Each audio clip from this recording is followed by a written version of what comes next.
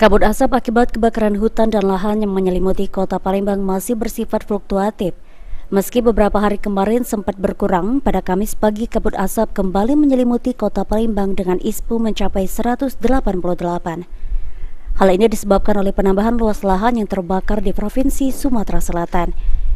Menurut Kepala PPIKHL Sumsel Ferdian Krisnanto, dari pantauan citra satelit yang dilakukan KLHK, luas wilayah lahan yang terbakar di Sumatera Selatan pada periode Januari hingga September mengalami kenaikan yang cukup signifikan, hingga 800%.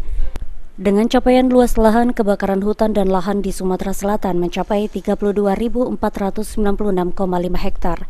Angka ini jauh meningkat dibanding periode Januari hingga Agustus, yang tercatat hanya 4.082,8 hektar.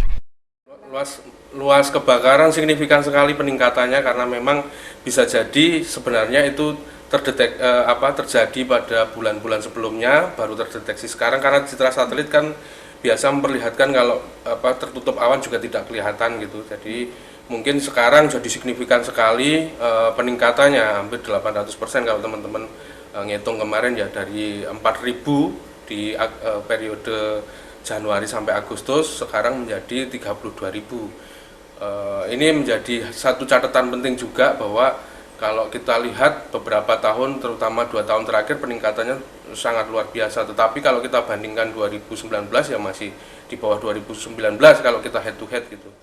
Ferdian menambahkan Oki menempati urutan pertama dengan luas lahan terbakar mencapai 20.558,3 hektar. Terdiri dari 11.465,8 hektar lahan non-gambut dan 9.092,5 hektar lahan gambut. Disusul dengan Kabupaten Ogan Ilir dengan luas lahan terbakar mencapai 3.615,9 hektar yang merupakan lahan non-gambut. Eki Saputra, PAL TV.